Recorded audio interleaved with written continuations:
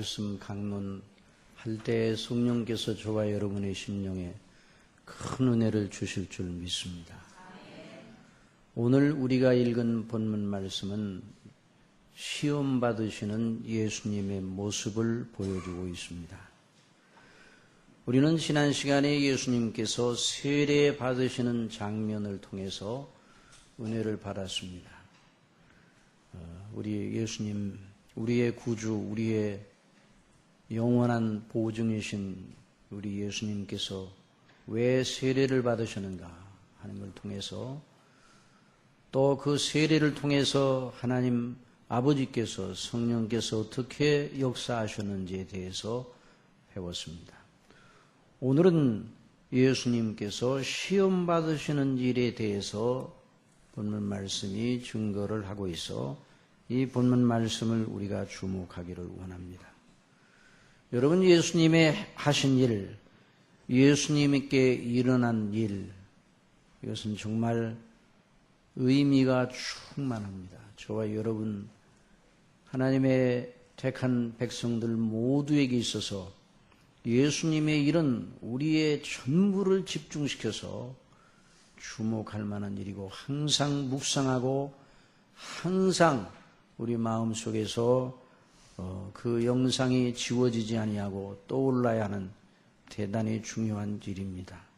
그래서 어떤 경우에도 예수님을 생각하고 예수님께 일어난 일, 또 예수님께서 하신 일을 마음속에 두고 있는 사람은 어떤 경우에도 위로를 받습니다. 여러분, 지금 상황이 매우 어렵다고 하고 온통 신문에서는 다 우리나라에 처해 있는 안보 위기에 대해서 대서특필하고 있습니다. 그러나 어떤 해결점을 가지고 있는지는 아무도 제시를 못합니다. 그러나 여러분, 두려워하지 마시기 바랍니다. 하나님이 우리의 아버지십니다. 예수님이 우리의 주님이셔요. 모든 걸 주장하시는 열방의 왕들과 모든 정권들을 들어 쓰시기도 하시고 내리기도 하시고 세우기도 하시고 폐하기도 하시는 만유의 주제가 우리 주님이시라는 것을 믿고 거기 그 주님 안에서 안식을 누려야 될 것입니다. 그래서 주님이 누구신지, 주님이 무엇을 하셨는지 늘 마음속에 그것을 생각하고 묵상하고 거기서 위로의 샘을 발견하고 거기서 펌하셔야 됩니다. 요한계시록 5장 6절에 있는 말씀을 보면, 내가 보니 보좌와 네 생물과 장로들 사이에 어린 양이 섰는데 일찍 죽임을 당한 것 같더라. 7뿔과 7눈이 있으니 이 눈은 온 땅에 보내심을 입은 하나님의 7영이더라. 여기서 보좌는 성부 하나님께서 앉아 계시는 보좌입니다. 그 보좌에 앉아 계신 성부 하나님께 네 생물들 그리고 24 장로들이 경배와 찬미를 올려드리고 있습니다. 네 생물들은 하나님을 섬기는 영적인 존재들 또는 모든 피조물들을 대표하는 그런 존재들이죠. 천사들을 대표하는 존재들입니다. 그리고 24 장로들은 구약 시대와 신약 시대 이후 그리스도께서 다시 오시기까지 받을 모든 택한 백성들을 대표하는 이들입니다. 그런데 그 보좌에 앉으신 성부 하나님과 구속받은 성도들을 대표하는 24 장로들 사이에 어린 양이 서 계십니다. 성부 하나님과 우리 사이에 어린 양이 서 계시다는 이 사실은 너무너무 영광스러운 사실이고 저와 여러분의 위로가 되는 것입니다. 우리가 하나님 아버지께 직접 나아갈 수가 없습니다. 그런데 죄로 말미암아 하나님의 진노 아래에 있었던 우리를 대속하신 어린 양 되신 우리 예수님이 중보자가 되셔 아버지와 우리 사이에 서 계시는 것입니다. 그러니까 그분이 어떤 일을 하셨는가, 그분이 누구신가, 그분이 하신 일의 효력이 무엇인가, 이걸 주목하는 것은 참으로 영광스러운 일이고 여기서 우리의 위로와 구원의 확신을 발견해야 됩니다. 여러분, 구원의 확신은 우리의 느낌이나 우리의 체험이나 또는 주관적인 어떤 생각, 논리, 여기서 구원의 확신을 얻을 수가 없습니다. 성령께서 우리 심령 속에 구원의 확신을 주실 때 중보자 예수 그리스도 안에서 하나님 아버지께서 맡기신 그 일을, 그 세우신 그 일, 정하신 그 일을 어떻게 이루셨는가, 예수님이 그걸 주목하고 그 비달에서 확신을 가지게 하는 것입니다. 그러니까 그 확신은 무너지지 아니할 확신인 것입니다. 그러므로 우리가 예수님을 주목해야 되는 것입니다. 오늘 이 본문 말씀에서 말하고 있습니다. 그때 예수께서 성령에게 이끌려 마귀에게 시험을 받으러 광야로 가셔 40일을 밤낮으로 금식하신 후에 줄이신지라 이런 말씀을 했는데, 여기 그때라 하는 말이 있어요. 그때, 이 그때라는 말은 예수님께서 세례를 받으시고 난 후라는 말입니다. 같은 일을 증거하는 누가복음 4장에서는 이렇게 말하고 있습니다. 예수께서 성령의 충만함을 입어 요단강에서 돌아오사 광야에서 40일 동안 성령에게 이끌리시며 마귀에게 시험을 받으시더라. 자, 이 대목을 우리가 읽을 때 우리 사람의 생각으로는 얼른 이해가 되지도 않고 여러 가지 의문이 많이 생기는 대목입니다. 물론 성경 말씀 전체가 우리 사람의 생각을 가지고 다 이해하기가 어려운 그런 말씀이에요. 언제나 하나님을 경외하는 믿음을 가지고야 그 말씀을 받아들이도록 성령께서 주장하십니다. 그러니까 이 예수님이 시험당하시는 일도 그냥 우리의 의식을 가지고, 인간적인 의식을 가지고 얼른 접근할 수 있는 그런 말씀이 아닌 것입니다. 먼저 우리는 여기서 예수님께서 시험당하신 일과 우리가 이 땅에 살면서 당하는 시험과 어떤 차이가 있는지를 살펴봐야 합니다. 물론 예수님이 당하신 시험, 이 세상에서 우리가 받는 시험을 대표적으로 나타낸 것만은 틀림이 없어요.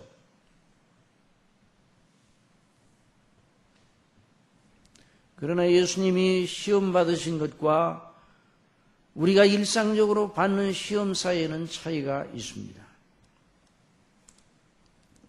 우리 예수님께서 너희는 이렇게 기도하라 가르쳐 주시면서 아버지여 우리를 시험에 들게 하지 마옵시고 다만 악에서 구원하옵소서, 이런 기도를 하라고 가르쳐 주셨습니다.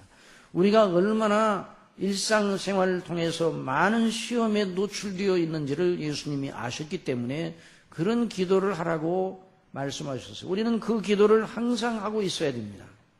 그러나 예수님의 이 시험은 우리가 일상적으로 받는 시험과는 여러 가지 면에서 차이가 있습니다. 다른 성격을 가지고 있다는 말입니다. 이 일은 성령님의 이끄심을 따라 된 일이기 때문입니다. 성령께서 이끄셔 예수님으로 하여금 시험을 받게 하셨습니다. 그러니 이 말씀을 우리가 주목하면 바로 이 예수님의 세례 받으시는 일을 통해서 하나님께서 무엇인가를 나타내시고자 한 것이에요.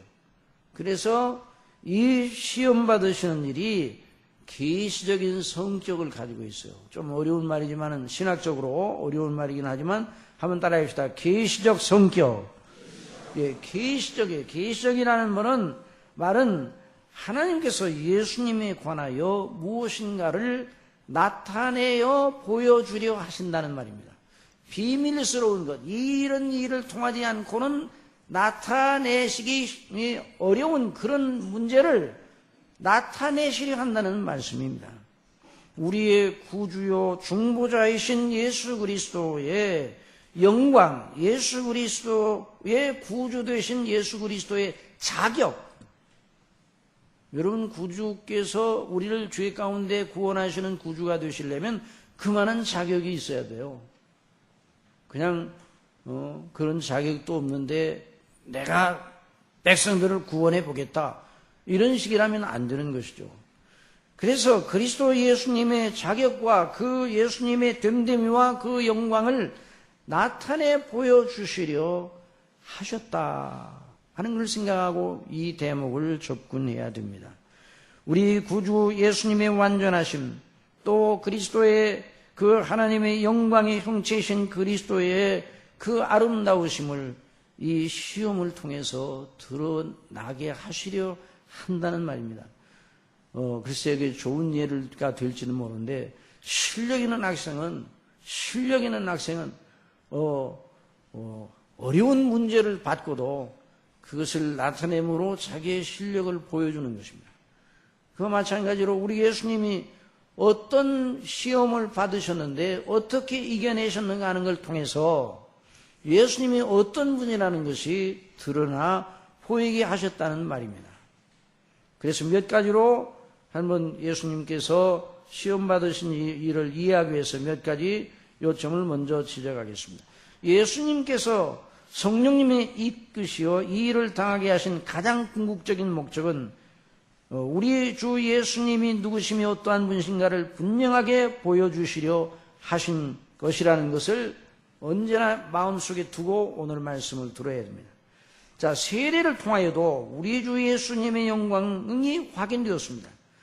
예수님 자신은 죄가 없으시지만은 중보자 예수 그리스도 우리의 대속주로서 세례를 받으셨는데 성령께서 비둘기처럼 하늘로부터 임하여 예수님께 머무셔서 그리고 아버지 하나님께서 하늘에서 소리가 있어 아버지 하나님께서 말씀하시는 음성이 세례 요한에게 들리게 하셨습니다. 이는 내 사랑하는 아들이요 내 기뻐하는 자라 하시니라. 그러니까 이 세례 사건을 통해도 하나님의 영광을 드러내고 그리스도의 영광을 드러내는 이 계시적인 일을 하나님이 하셨단 말이에요.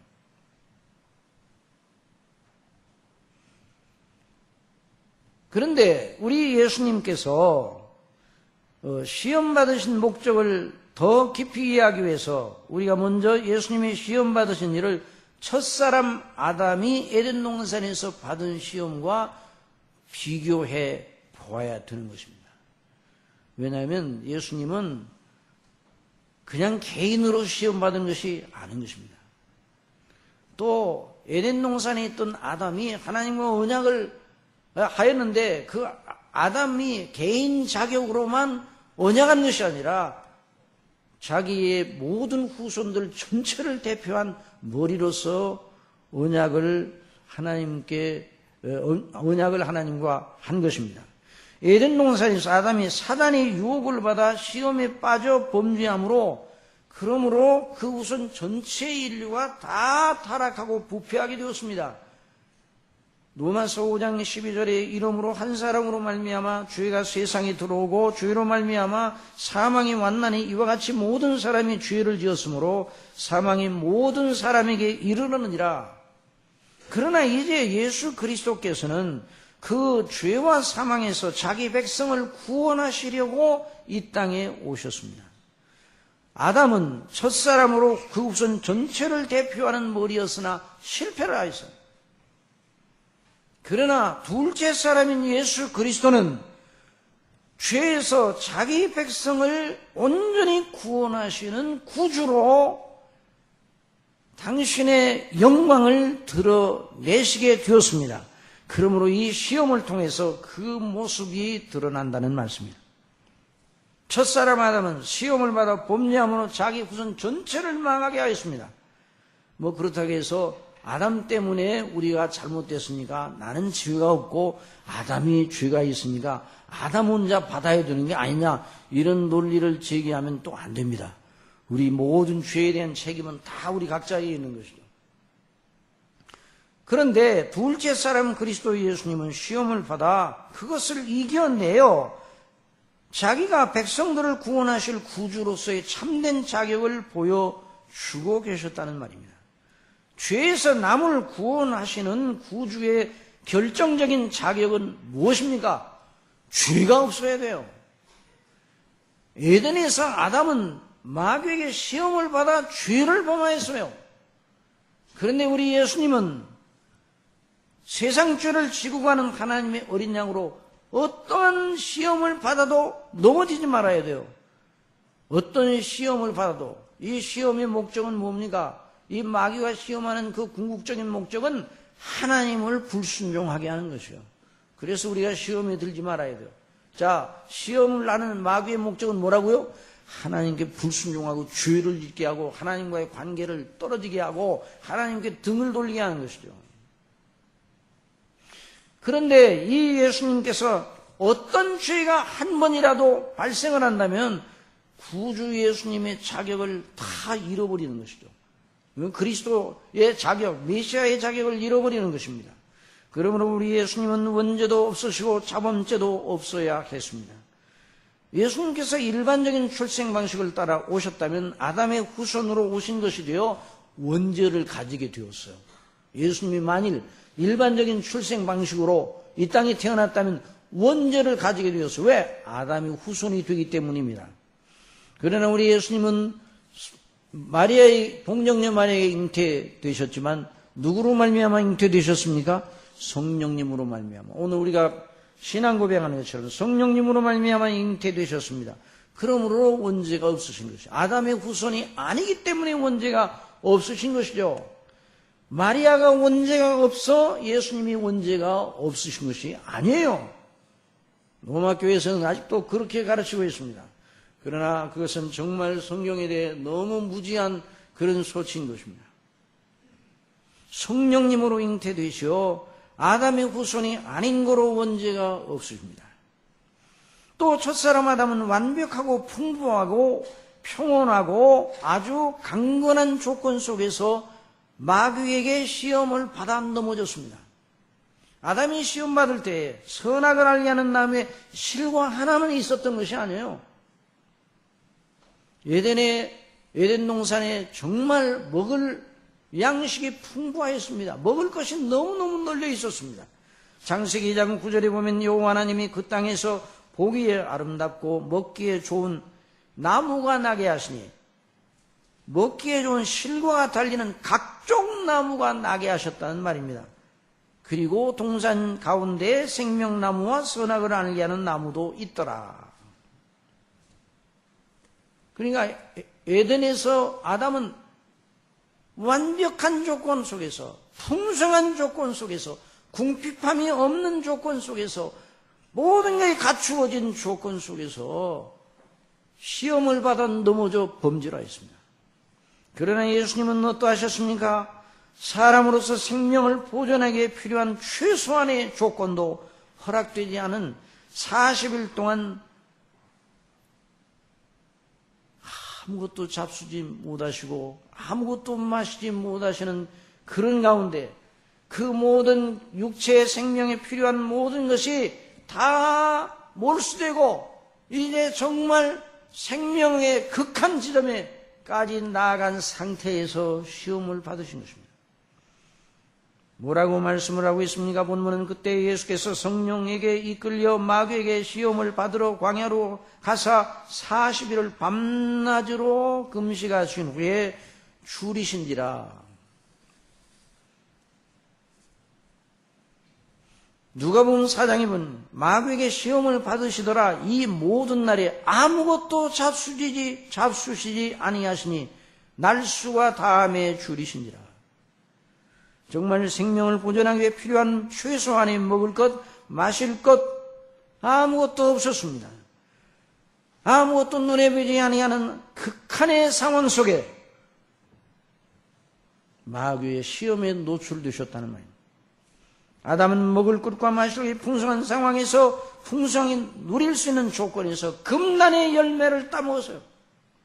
우리 예수님은 극한 상황 속에서 마귀에게 시험을 받으셨으나 이겨내시고 하나님께 범죄하지 않으므로 자신의 무죄함과 구주로서의 완전한 자격자이심을 드러내셨습니다.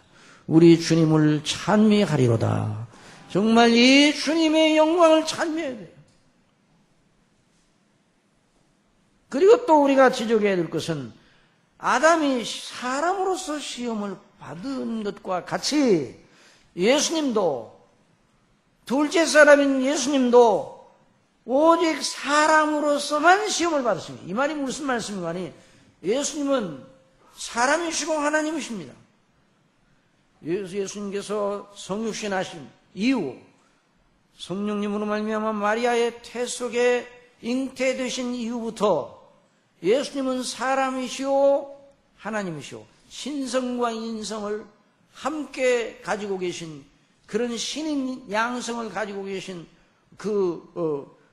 하나님 그리고 사람이신 그런 분입니다. 그런데 시험을 받으실 때에 아담이 사람으로 시험을 받은 것과 똑같이 예수님께서는 낮아지셔서 하나님이셨으나 여전히 하나님이셨으나 사람으로서 시험을 받으셨다는 말입니다.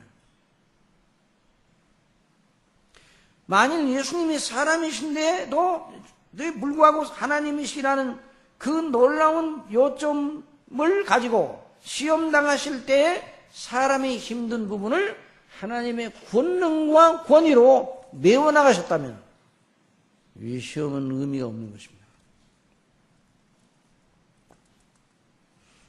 예수님은 사람으로서 힘든 부분을 하나님으로서 자신의 권위와 권능을 활용하시어 메우실 수도 있지 않을까 하는 의문이 일어나지만 만일 그렇게 되었다면 물론 여전히 하나님이시지만 만일 그렇게 되었다면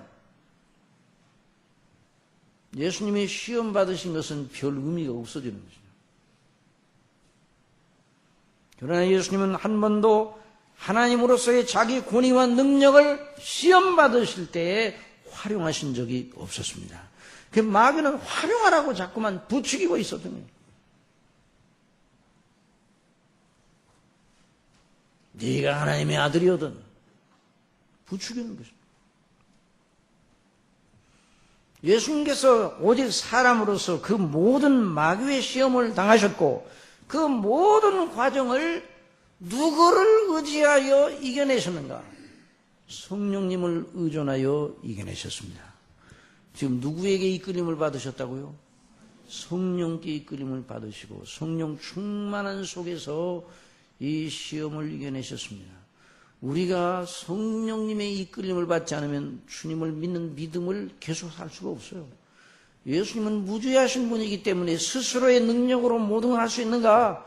그렇게 하지 아니하시고 성령께 온전히 의탁하고 의존하여 성령님의 힘을 의지하여 충만한 상태에서 사람으로서 이 일을 감당하시고 신적 권능과 권위는 가지고 계시면서도 활용하지 않으셨어요.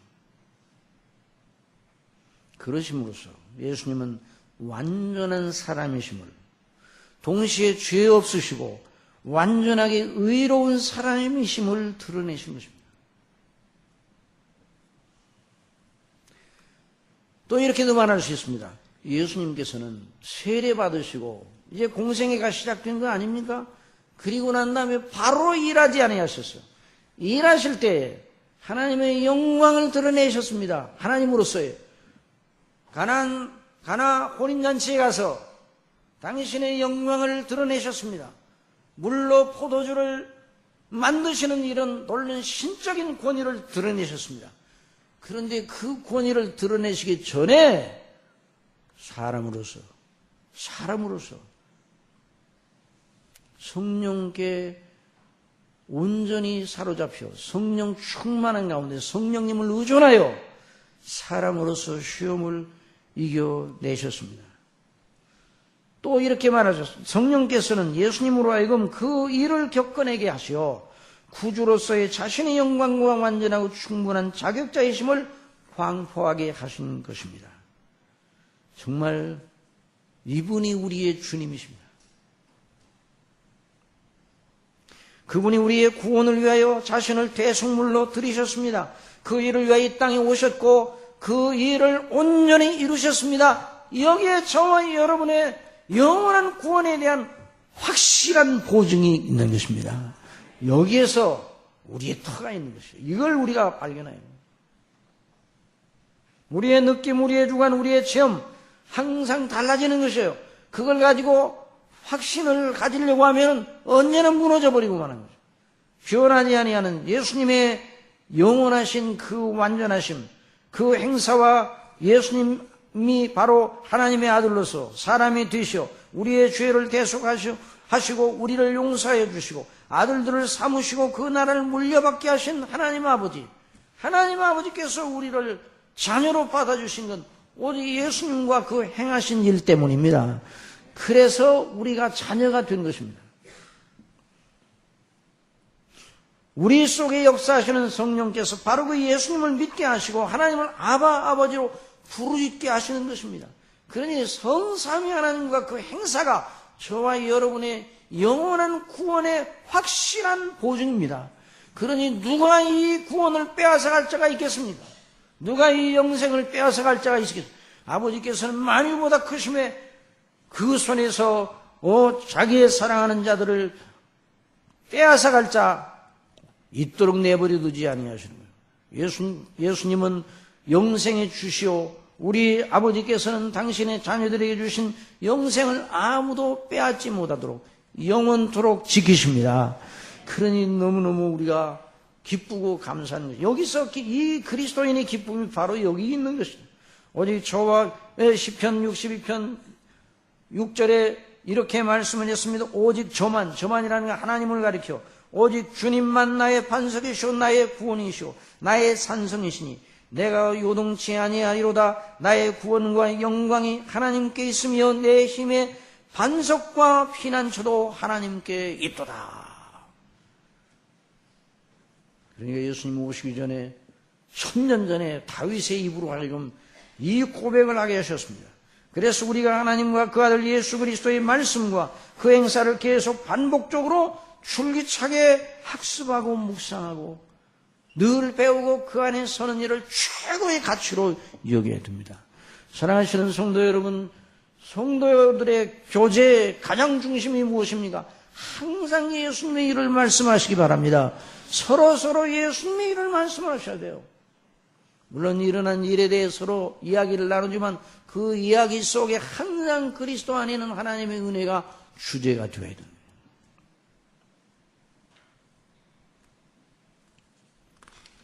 이것이 예수님의 시험의 그 계시적인 의미예요. 그러면 이제 시간이 허락하는 대로 오늘 예수님을 시험하는 마귀의 수작, 예수님을 시험하는 마귀의 수작과 그에 대응하시는 예수님의 구체적인 모습을 살펴보기로 합시다. 자, 마귀가 말합니다. 시험하는 자가 예수께 나와 가로되, 여러분 이 시험하는 자의 휘방자 마귀는 하나님께서 한계를 지으시고 이 이상은 넘어가지 말라고 한계를 지으시고 지금 요한계시록에 보면 가두어 놓으셨어요. 마귀를 무적행에 가두어 놓으셨어요. 그 말은 무슨 말이에요? 마귀가 활동하지 못하도록 하셨다는 게 아니라 한계를 지어 더 이상 그 범주를 넘어가지 못하겠어요. 만일 마귀가 한계가 없이 제멋대로 하도록 내버려두면 세계는 정말 말로 할 수 없이 혼란스러운, 이보다 더 혼란스러운 상태가 될 겁니다. 그러니까 하나님께서 저와 여러분을 지키셔서 마귀가 시험하더라도 그냥 내버려두지 아니하시고 우리가 감당할 시험 외에는 허락지 아니하십니다. 여러분 믿습니까? 그러니까 우리가 어떤 시험 당할 때라도 낙망하지 말고 주님을 의뢰하시기 바랍니다. 그리고 은혜의 보좌 앞에 나가 시험을 이길 은혜를 간구하시기 바랍니다. 그러면 반드시 은혜를 주시는 하나님이십니다. 자, 그런데 이제 성령께서 예수님을 이끄셔서 시험 받도록 하셨는데 그 연약한 가운데 40일 동안 줄이신 다음에 그 곤비한 상태 속에서 이 마귀가 그 시험자가 자기의 가시를 가지고 와서 예수님을 찔러댑니다. 뭐라고 찔러댑니까? 네가 만일 하나님의 아들이거든 명하여 이 돌들이 떡덩이가 되게 하라. 여러분 이것이 얼마나 예수님께 큰 시험이었겠습니까? 마귀가 저와 여러분에게는 이런 수를 쓰지는 않습니다. 저와 여러분을 향하여 네가 하나님의 자녀이거든 돌들로 떡덩이가 되게 하라 이런 말을 하겠어요? 우리가 무슨 능력이 있다고? 그런 걸 안 써요. 그런데 예수님께서는 그런 분이시니까 그렇게 하실 수 있는 분이시니까 그리고 예수님을 시험하는 마귀는 40일 동안 줄이신 예수님에게 가장 절실한 게 뭡니까? 예수님이 죄가 없으셔도 몸을 입으셨으니 몸의 요구, 몸의 생명의 요구 줄이셨으니 여러분, 저와 여러분은 한 끼만 건너뛰어도 그 다음 끼 기다릴 때까지 몸이 떨리고 몸이 떨리네. 손이 떨리, 손이. 한 끼만 굴러. 그런데 우리 예수님이 40일 동안 그녀 얼마나 곤비한 상태겠어요. 하루도 아니고 이틀도 아니고.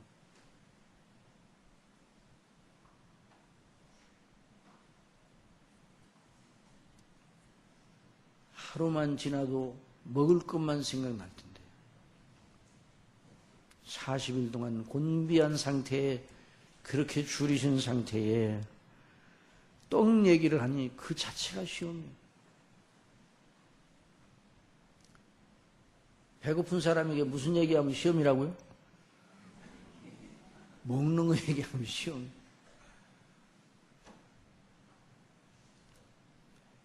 내가 하나님의 아들이거든 명하여 이 돌들이 떡덩이가 되게 하라. 이게 엄청난 시험거리죠, 예수님께. 언제라도 정말 예수님은 당신의 신적 권능을 발휘하여 돌들을 향하여 떡이 되거라 이렇게 명하실 수 있는 능력이 있었습니다. 그래서 잡수실 것을 즉각적으로 조달하실 수가 있었어요. 마귀가 그 일을 종용하고 있었습니다.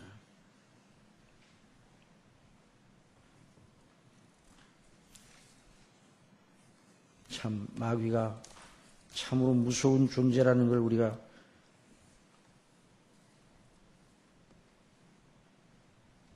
알아야 돼요. 마귀의 관계가.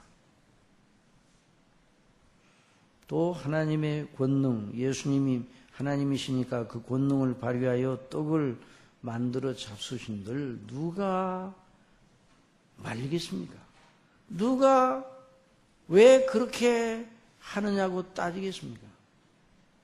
누가 예수님의 일을 막을 수 있어요? 그러나 여러분, 아까 말씀드린 것처럼 그렇게 하셨다면, 예수님이 그런 식으로 시장길을 면하셨다면 예수님 시험 받으심을 통해서 나타내고자 하는 예수 그리스도의 영광은 그만큼 퇴색이 되는 거예요. 그리스도의 인성의 모자람을 마치 신성의 완전함으로 보충하는 것처럼, 그러면 예수님이 완전한 사람이 될 수가 없는 거죠. 여러분, 예수님이 완전한 사람이라는 말은 무슨 말인가? 몸이 완전하다. 뭐 그 몸도 완전하시죠. 그런데 그런 뜻보다 더 크게 예수님이 완전하게 의로운 사람이라는 말이에요. 여러분, 의라는 말은 무엇입니까? 의는 여자에게서 난 자마다 다 율법 아래 나게 하셨는데 하나님의 율법을 완전하게 지키심으로 그 뜻에 완전 무결하게 순종한 경우에 발생되는 것이 바로 의예요. 하나님의 법에 온전히 복종하는 사람이 완전한 사람입니다. 그래서 우리 예수님의 의는 율법을 만족시키는 의예요. 그래서 로마서 5장에서 그런즉 한 범주로 많은 사람이 정죄에 이른 것 같이 의의 한 행동으로, 예수님이 한 번만 그랬다는 말이 아니라 예수님의 생애 전체가 의로 표현할 수 있어요. 의. 예수님 행위 전체가, 예수님의 그 삶 전체를 하나님의 율법을 완전하게 만족시킨 의의 삶이었어요. 의의 한 행동이었어요. 의의 한 행동으로 말미암아, 의의 순종, 완전한 순종으로 말미암아 많은 사람이 의롭다 하심을 얻으느니라. 그 의를 저와 여러분에게 하나님께서 전가시켜 주셔서 저와 여러분의 것으로 여겨주셔서 저와 여러분을 의롭다 하시어 생명에 이르게 하셨다는 말입니다. 그러니까 그걸 막으려고 마귀가 온갖 작동을 하고 있는 것이다. 여러분, 마귀는 언제나 막무가내로 우리를 유혹하지 않습니다. 여러분, 마귀는 지혜롭습니다. 그래서 매우 정연한 논리와 이치를 동원하여 사람을 설득합니다. 얼마나 정연한 논리로 설득하는지 다 말할 필요가 없습니다. 그러니 마귀가 시험할 때 그 시험하는 그 논리를 보면 아주 타당합니다.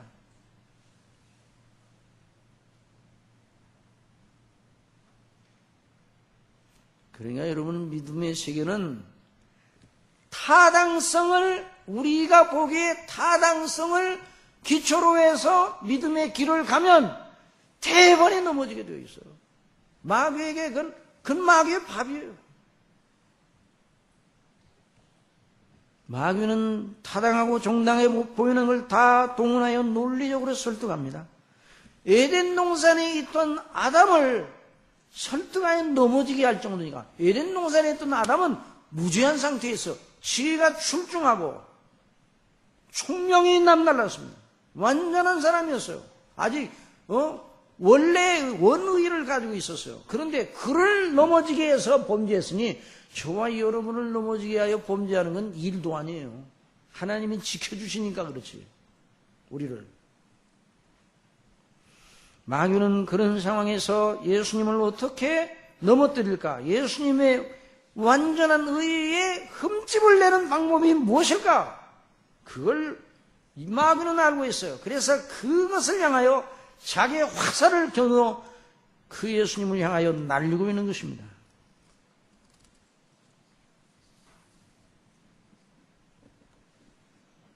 예수님이 어떻게 하셨는가? 그 일을 어떻게 막아내셨는가? 그걸 우리가 잘 주목할 필요가 있어요. 아까 말씀드렸죠. 타당성과 인간적 논리, 휴머니즘, 인간주의 이런 걸 가지고 마귀를 이기고 믿음을 지키려는 그 방식은 백날 실패입니다. 그래서 예수님이 어떻게 하셨는가?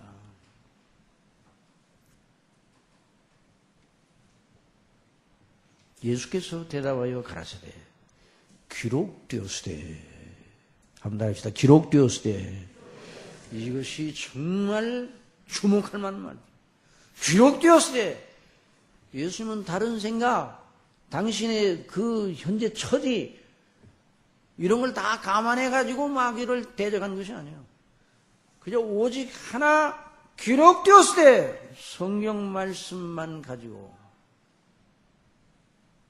대응하셨어요. 기록되었으되 사람이 떡으로만 살 것이 아니요 오직 하나님의 입으로 나오는 모든 말씀으로 살 것이라. 아담은 어떻게 하였습니까? 따먹으면 정령 죽으리라. 선악을 알게 하는 나무의 실과를 따면 정령 죽으리라.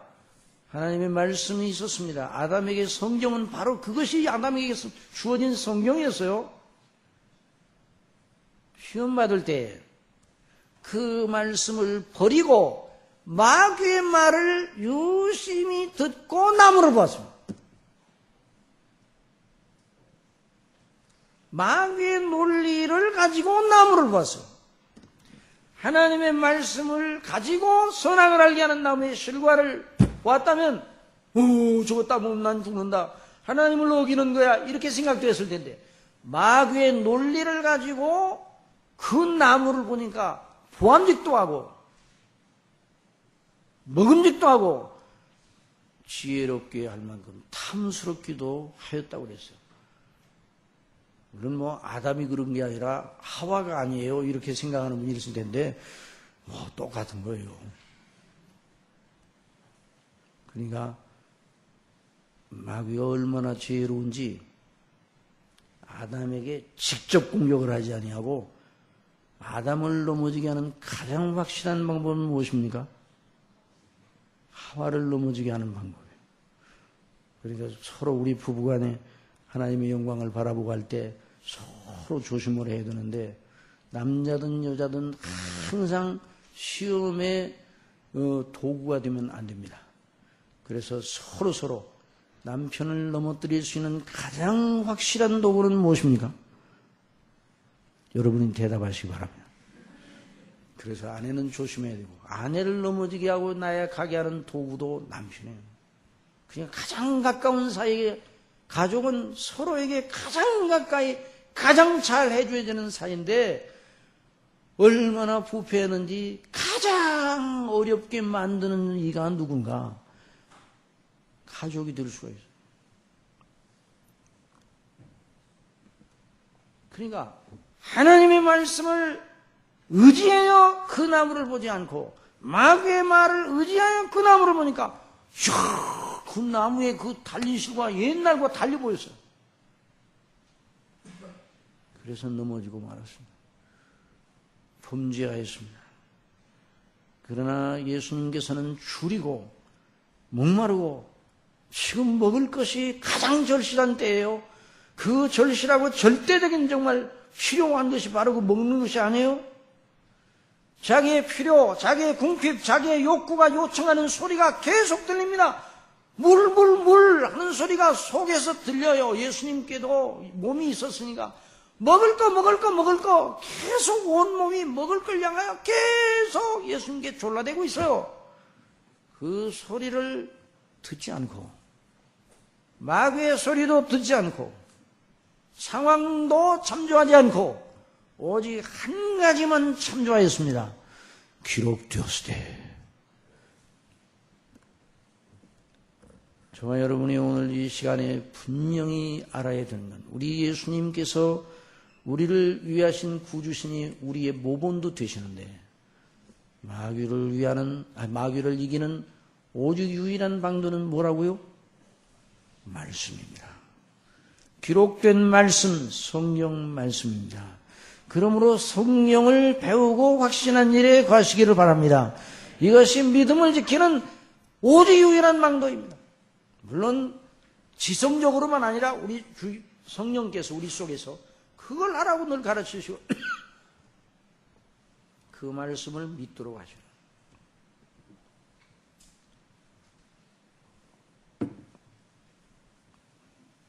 이것이 마귀를 이겨내는 제1 원리입니다. 여기서 빗나가면 지는 거예요.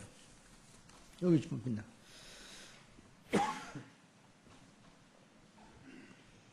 아담이 우리처럼 연약한 상태에서 마귀가 온 것이 아닙니다. 무주한 상태, 최상의 지혜와 총명을 가지고 있었습니다. 그러나 무주한 상태에서도 아담은 마귀의 지혜를 이겨낼 수 없었습니다. 마귀의 지혜를 이겨낼 수 있는 오직 유일한 방도는 뭐라고요? 죄송합니다. 하나님의 말씀, 성경입니다.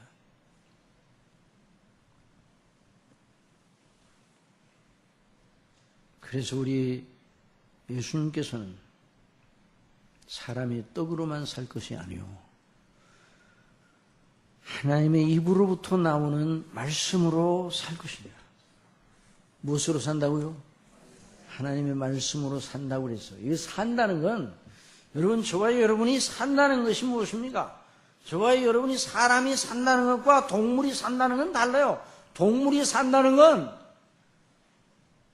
먹고 마시고 또 번식하고 그것이 전부예요. 삶을 얘기할 때 그걸 삶이라고 말하진 않아요. 먹되 왜 먹느냐? 마시되 무엇을 위해 마시느냐? 이 세상에 자녀를 낳고 기르고 무엇을 위해서 그러느냐? 그 의미를 알아야 돼요. 의미. 그 존재의 목적을 알아야 돼요. 그 모든 의미와 존재의 목적이, 그 목적을 누가 저와 여러분에게 부여하셨습니까? 하나님이셔요. 저와 여러분이 스스로 우리의 삶의 목적과 우리의 가치의 존재의 목적을 부여하면 그게 바로 휴머니즘이에요. 그게 바로 인간주의예요. 그건 나중에 무엇으로 빠지는가? 허무의 골짜기로 빠집니다. 그것이 바로 전도서의 가르침이에요. 그러니까 저와 여러분의 목적, 존재 가치의 목적, 그걸 누가 부여하셨다고요? 저와 여러분을 지으시고 모태에서 조성하시고 그리스도의 피로 구속하신 하나님 아버지께서 부여하셨습니다. 내가 너를 구속하여 지명하여 불렀나니 너는 내 것이라고 말씀하셔요. 여러분 믿습니까? 그러므로 우리의 존재가치, 우리가 산다는 것이 무엇인가? 하나님의 말씀인 성경에서만 그 놀라운 원리를 발견할 수 있다는 것입니다. 그러니까 예수님이 말씀하십니다. 무엇을 먹을까? 무엇을 마실까? 무엇을 입을까? 염려하지 말고 오직 그런 것은 다 이방인들이 구하는 거, 믿지 않은 사람들이 그런 거. 너희는 그 나라와 그 일을 먼저 구하라.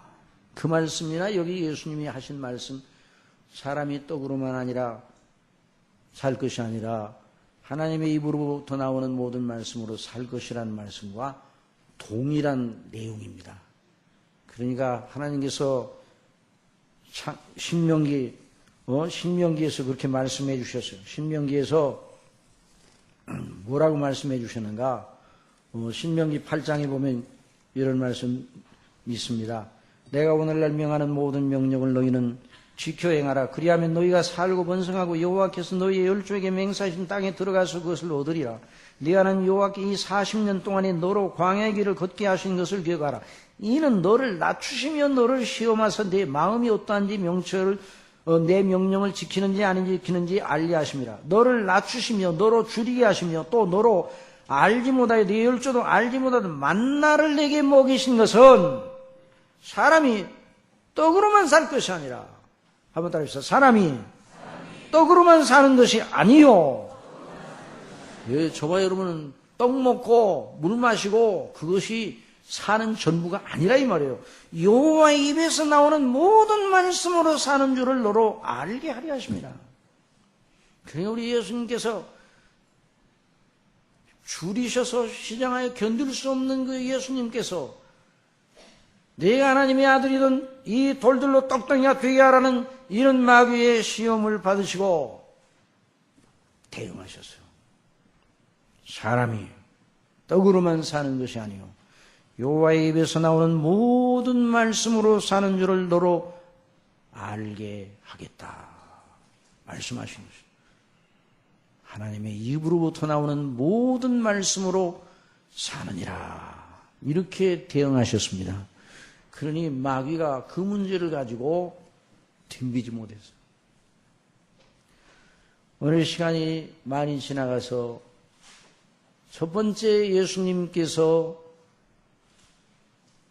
당하셨던 그 시험의 제 1항목밖에는 듣지를 못했지만은 우리가 다시 한번 오늘 들은 말씀을 정돈해야 됩니다.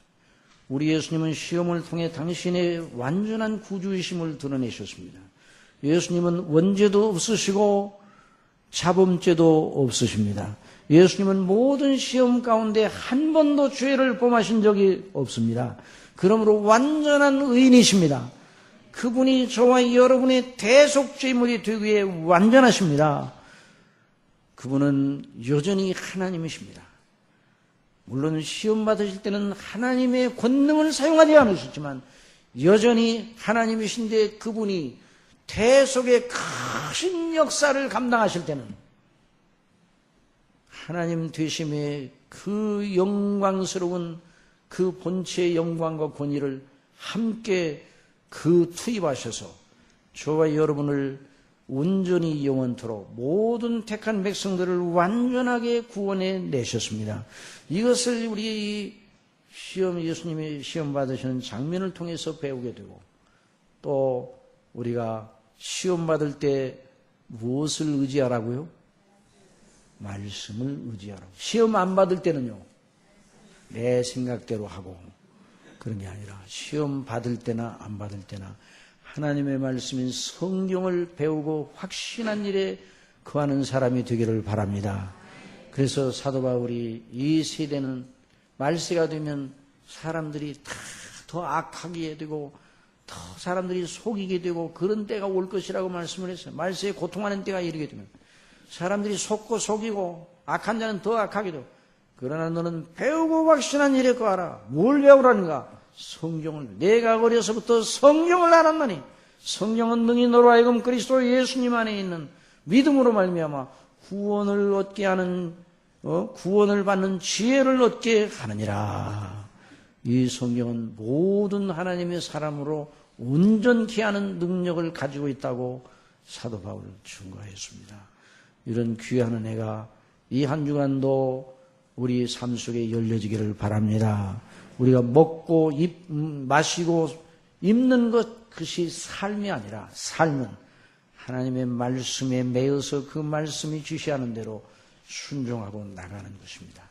이런 귀한 은혜를 저희들에게 허락해 주실 줄 믿습니다. 기도하겠습니다. 사랑하시는 아버지 하나님, 우리 예수님이 얼마나 완전하신 우리의 구주의 자격을 갖추고 계신지를 시험을 통해서 40일 동안 광야에서 줄이신 이후 더 이상 견딜 수 없는 상황, 극한 상황 속에서 마귀에게 시험을 받으셔서 이기심으로 그 일을 나타내 주셨습니다. 그 주님이 우리의 주님이라는 이 사실을 오늘 저희들이 배우고 주님이 이루신 구원이 얼마나 완전하다는 걸 또 확신케 해주시니 감사합니다. 아버지 하나님, 성령님으로 말미암아 더 주님을 알게 해주시고 더 주님을 온전히 의리하게 하여 주시고 저희들도 우리 주님처럼 어떤 경우에도 다른 모든 것, 다른 모든 인간적인 논리 이런 것으로 우리의 그 모든 삶의 의미를 삼지 말고 오직 하나님의 말씀, 성경에 기록된 하나님의 말씀 속에서만 우리 아버지의 거룩하신 사랑과 은혜의 길을 발견하고 날마다 그 속에서 역사하시는 성령님을 따라 늘 이기는 자로 나타나게 하여 주옵소서. 예수님의 이름으로 기도드립니다.